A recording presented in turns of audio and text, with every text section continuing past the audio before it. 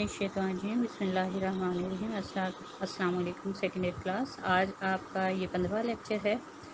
آج ہم پڑھیں گے مختار مسعود کا لکھا ہوا سفر نصیب، ٹھیک ہے۔ وہ مختار مسعود کے حوالے سے بتاتے چلوں کہ ان کی پیدائش 1927 میں وہ پیدا ہوئے۔ مختار مسعود نے طالب علمی کے دور میں ہی تحریک پاکستان میں حصہ لیا۔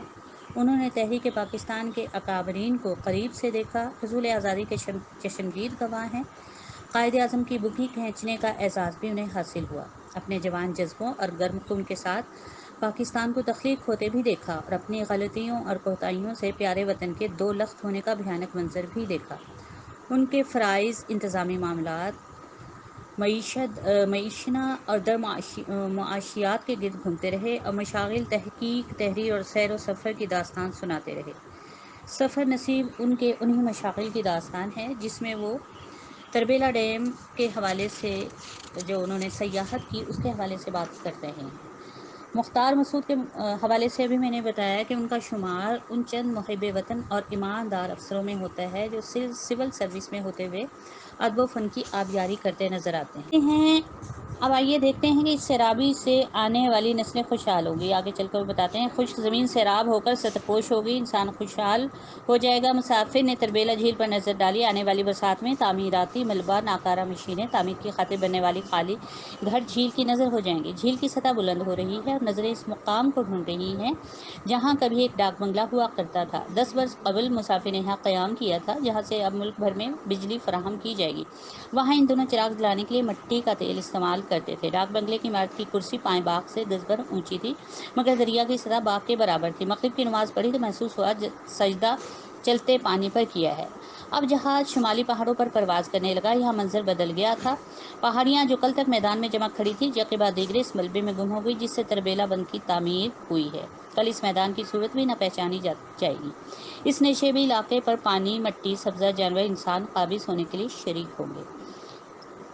آہستہ آہستہ دوسری پہاڑیوں کی مٹی نشیب کو فراز میں بدل ڈالے گی۔ منظر یکے بعد دیگرے تبدیل ہوتے رہتے ہیں، ہر منظر نیا ہوتا ہے۔ سمندر کی سطح ایک لمحے کے لیے بھی یکساں نہیں رہتی۔ صحرا میں روز ایک نیا ریگزار پیدا ہو جاتا ہے۔ جہاں آج پہاڑ کھڑے ہیں وہاں کبھی سمندر ہوا کرتا تھا۔ آج جو پہاڑ میخوں کی طرح گڑے ہیں کل وہ روئی کے گالوں کی مانند ہوا میں اڑتے پھریں گے۔ اس وقت بوئنگ 707 بھی روئی کے گالے کی طرح بادلوں میں اڑ رہا ہے۔ تو آج یہ تھا سفر نصیب کے حوالے سے تعارف، اور مصنف کے اسلوب کے حوالے سے میں نے بتایا مختار مسعود کے حوالے سے کہ 1927 میں ان کی پیدائش ہوئی اور 2017 میں ان کی وفات ہوئی۔ ٹھیک ہے، اس کو اچھے طریقے سے پڑھیے، لکھنے کی مشق کیجیے اور میرے پرسنل نمبر پہ واٹس ایپ کیجیے۔ تھینکس، دعاؤں میں یاد رکھیے گا۔ آج کے لیے اتنا ہی، اللہ حافظ۔ دیکھتے ہیں کہ سفر نصیب جو ان کا سفر نامہ ہے انہوں نے اس میں کیا بتایا۔ ہوائی جہاز نے تربیلا کا چکر لگایا، بند کی آخری تعمیر ہے، پانی کا رخ ذرا دائیں جانب سرکا لیا ہے۔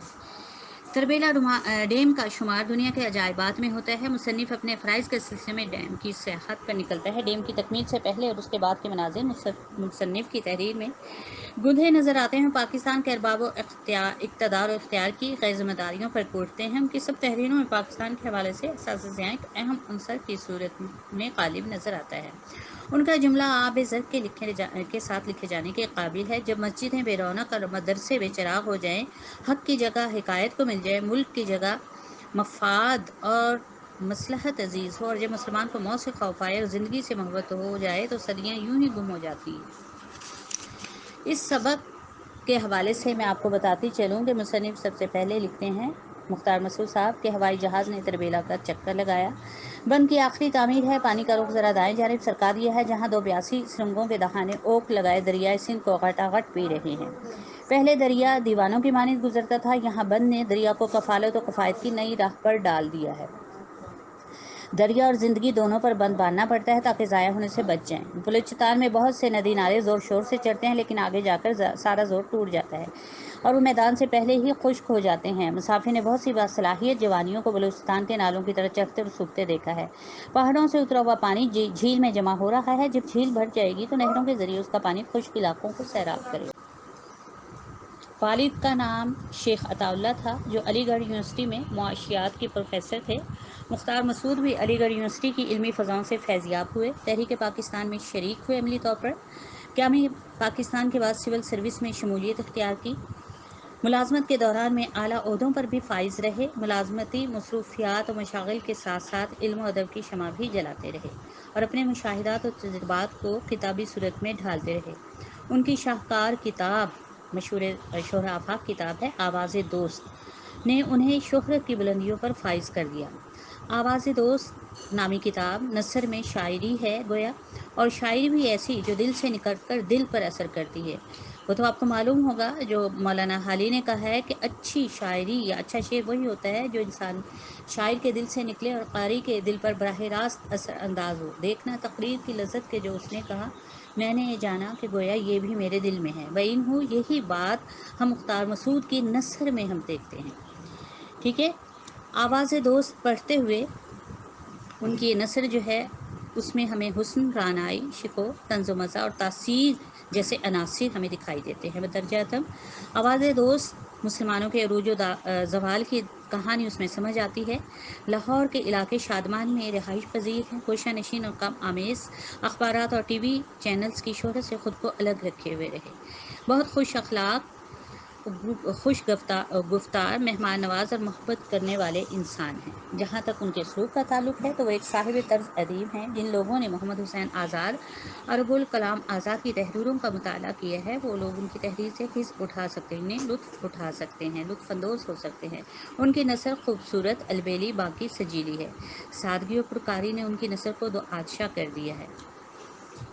منظم و مرتب جملہ سازی ان کی تحریروں کا ہنر خاص ہے۔ بطور سفر نامہ نگار انہوں نے دل کے احساسات و جذبات اور تجربات کو اپنے ساتھ قاری کو بھی اس میں شریک کرتے ہیں۔ وہ ایک ہمدرد پرخلوص دوست کی طرح قاری کی انگلی تھامتے ہیں اور اسے اپنے مشاہدات و تجربات میں بدرجہ شریک کرتے ہیں۔ لکھنے کا انداز اتنا دل فریب اور دلکش ہے کہ بار بار پڑھنے سے بھی طبیعت پر بار محسوس نہیں ہوتا۔ بسیار نویسی سے مختار مسعود کو چڑ ہے اور بہت سے بسیار نویس سفر نگاروں پر میٹھے لہجے میں تنقید بھی کرتے ہیں۔ ان کے لہجے میں پاکستان کا درد موجود ہے، اس درد مندی کی مہک قاری کے مشام جاں کو معطر کر دیتی ہے۔